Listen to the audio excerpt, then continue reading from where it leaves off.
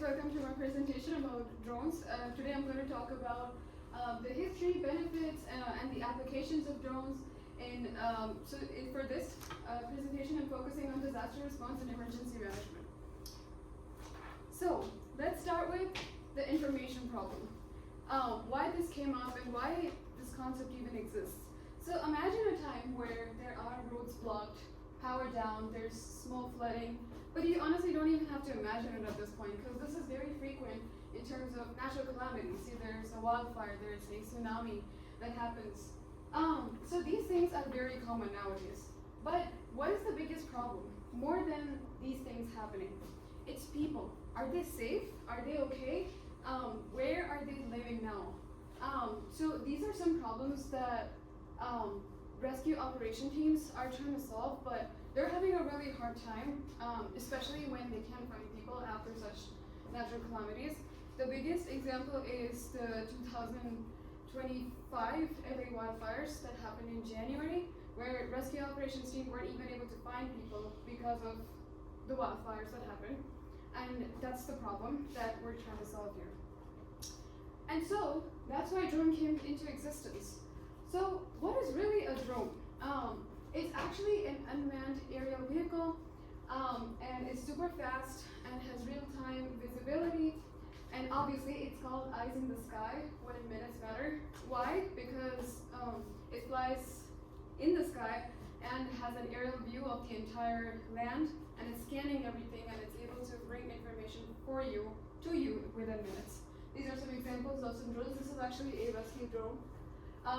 That is a military drone, and those kind of drones are used for agricultural purposes.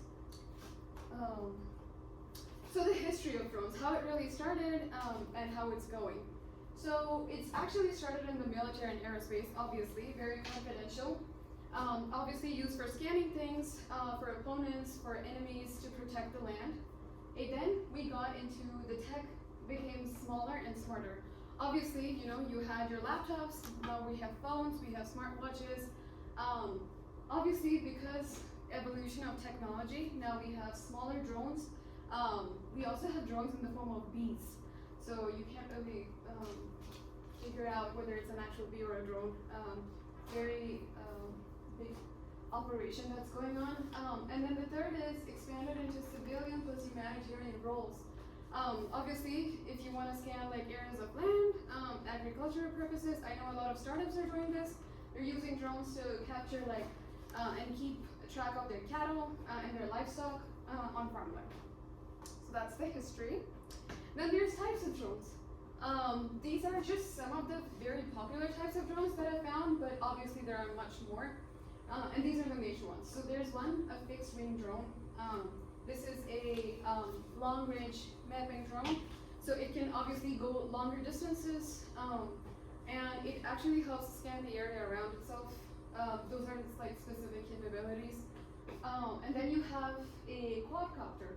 Quad obviously means four, as the name suggests, so it has 4 wings, smaller wings right here, and then obviously it hovers over just like the other one, which is the basic functionality of hovering over different areas and tight spaces. And then this is actually more of a military drone. It's called a VTOL drone. Obviously, this is also for range, flexibility of the drone. It moves into different areas to scan different fields. And then we have the core benefits in disasters. So what's the benefit of really having a drone? Obviously, it's much more safer. It can scan the area in minutes, so it actually saves a lot of time for firefighters, any rescue operations teams. Obviously, smarter, better decisions. But what does that really mean?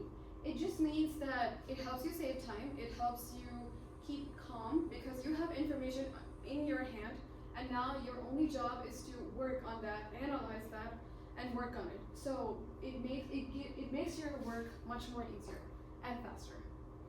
So now we're going to applications of drones. Very simple, very straightforward. Obviously, search and rescue support. You have damage assessment, imagery, and then emergency deliveries. Emergency deliveries mostly include medical supplies during natural calamities, any small groceries. I know that in Houston there is this Walmart has started drone deliveries for smaller items right now. So obviously we're moving just from emergency delivery to actual deliveries. Even Amazon has started this in some parts of the US. So that is a very big progress that we're making in terms of drones.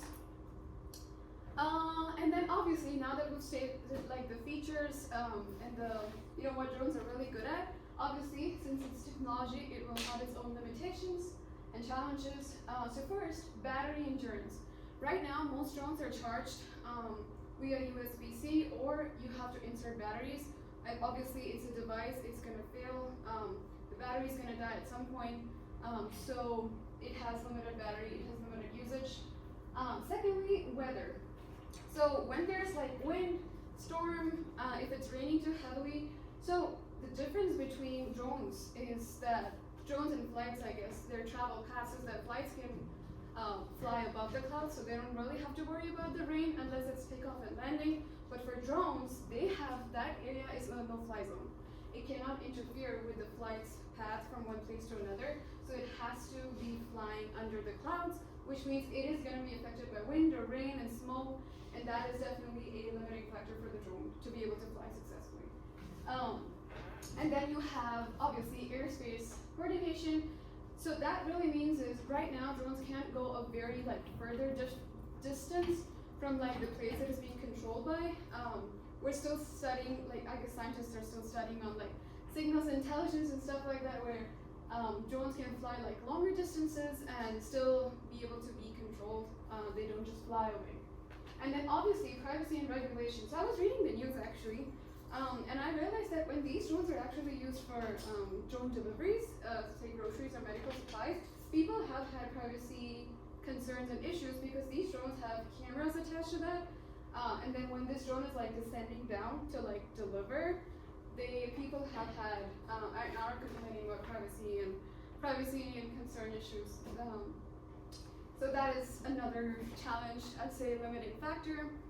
And then the future of drones. I'd say the future looks really bright. That's my opinion. But obviously, scientists are working on much more autonomy, smarter sensing, more reliability, and then obviously safer standards for drones to be able to operate in safer conditions. And yeah, thank you so much.